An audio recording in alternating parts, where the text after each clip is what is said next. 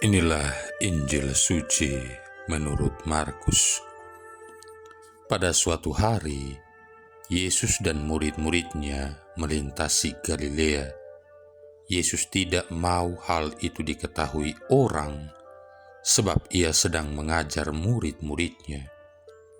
Ia berkata kepada mereka, Anak manusia akan diserahkan ke dalam tangan manusia, dan mereka akan membunuh dia.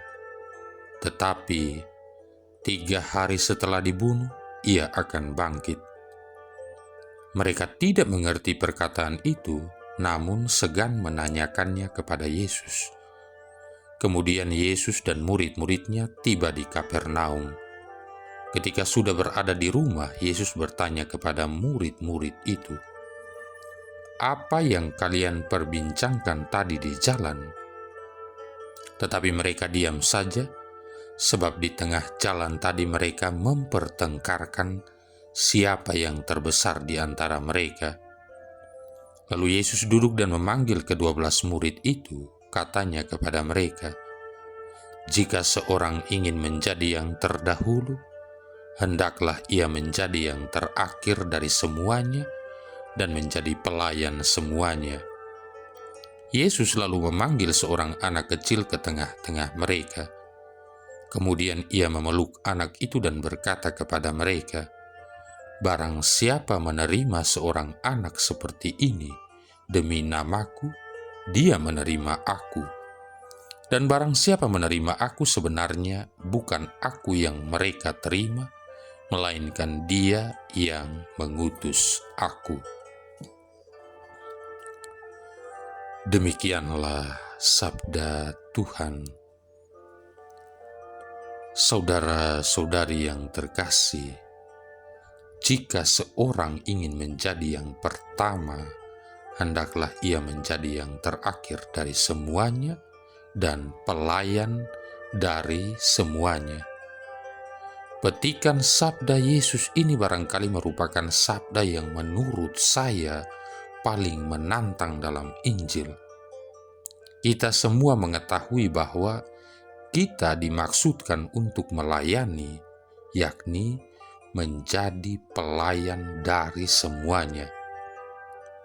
Mudahlah untuk kita menjadi penuh keutamaan atau penuh kebajikan ketika menghadapi seseorang yang nyaman atau enak bagi kita untuk berelasi dengannya.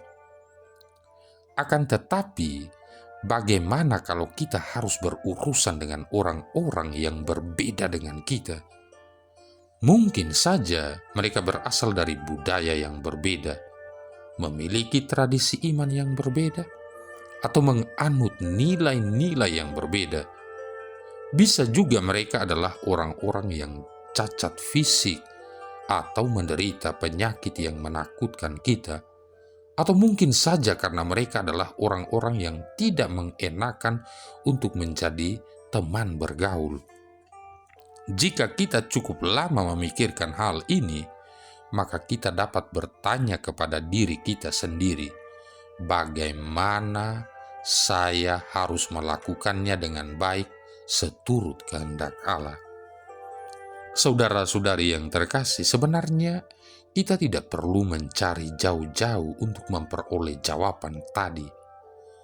Yesus Sang Guru Agung memberikan kepada kita visual aid guna membantu kita memahami dirinya.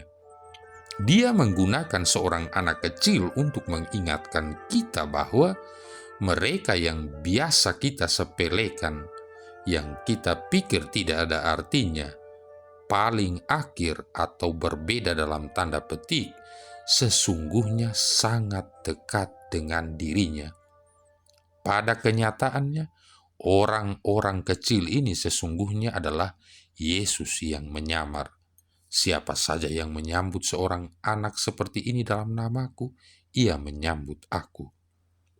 Yesus bisa saja menggunakan seseorang yang sudah tua dalam usia, seorang pengemis, atau seseorang yang sedang mengalami pergumulan pribadi dalam batinnya, namun hakikat pesannya adalah sama.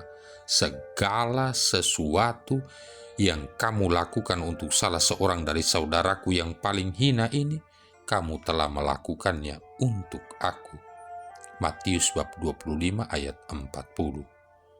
Yesus bisa saja tidak mengatakan kepada kita untuk pergi keluar melayani setiap orang yang kita temui. Namun jelaslah bahwa Dia menantang kita untuk mengubah cara kita memandang orang-orang lain. Apabila kita melihat wajah Yesus dalam wajah orang-orang yang kita temui, entah orang itu kaya atau miskin, sehat walafiat atau sedang sakit-sakitan, maka kita tidak akan merasa gundah soal besar atau kecil dalam kerajaan surga seperti yang diperdebatkan para murid. Dengan demikian, kita tidak akan pernah melihat pelayanan sebagai suatu beban, melainkan sebagai sesuatu untuk dinikmati dengan penuh sukacita dan kegembiraan. Saudara-saudari yang terkasih, apabila kita, Anda dan saya, mempunyai kesulitan untuk menemukan Tuhan Yesus dalam diri seseorang yang kita temui, barangkali kita perlu menemukannya dalam diri kita sendiri dulu. Jika kita merasa lelah untuk mengasihi dengan kekuatan kita sendiri, marilah kita memohon kepada Tuhan Yesus untuk mengisi diri kita dengan kekuatannya dan belas kasih-Nya. Terang Roh Kudus yang menyinari kita akan mentransformasikan visi kita. Orang-orang yang tadinya susah atau tidak cocok menurut pandangan kita akan menjadi lebih mudah untuk kita kasihi. Tidak seperti sebelum-sebelumnya, kita pun akan mempunyai suatu bela rasa terhadap mereka. Ada sebuah lagu barat yang liriknya berbunyi demikian, "Nothing looks the same through the eyes of love." Tidak ada sesuatu pun yang kelihatan sama melalui mata cinta. Saudara-saudari yang terkasih, Alex Haley, penulis Roots, mempunyai sebuah gambar di ruang kantornya, gambar seekor kura-kura duduk di atas pagar. Gambar tersebut digantungnya untuk mengingatkan akan sebuah pelajaran penting yang diperolehnya dulu tentang sikap hidup dan kerendahan hati. Alex berkata, kalau Anda melihat seekor kura-kura di atas pagar, Anda tahu ia pasti pernah dibantu. Alex melanjutkan, setiap kali saya mulai berpikir, wah, hebat sekali hasil pencapaianku. Wah, hebat sekali hasil kerjaku. Namun kemudian saya melihat gambar itu, gambar kura-kura duduk di atas pagar. Saya jadi ingat bagaimana kura-kura ini, yaitu saya sendiri, naik ke atas pagar, ke atas posisi dan keberhasilan.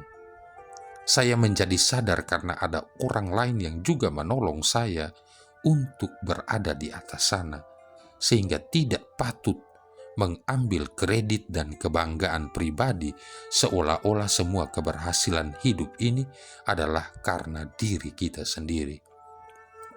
Saudara-saudari yang terkasih, seperti ungkapan Albert Einstein bahwa dalam hidupnya ratusan kali muncul dalam pikirannya bahwa ia berhutang kepada banyak orang yang telah mengajarkan banyak pelajaran-pelajaran di kelas dan pengetahuan-pengetahuan lainnya.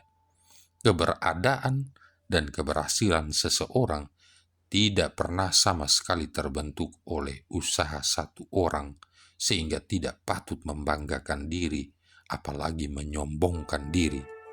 Kesombongan akan menjatuhkan seseorang dengan cepat atau lambat. Tidak ada orang yang senang bergaul atau bekerja sama dengan orang yang sombong.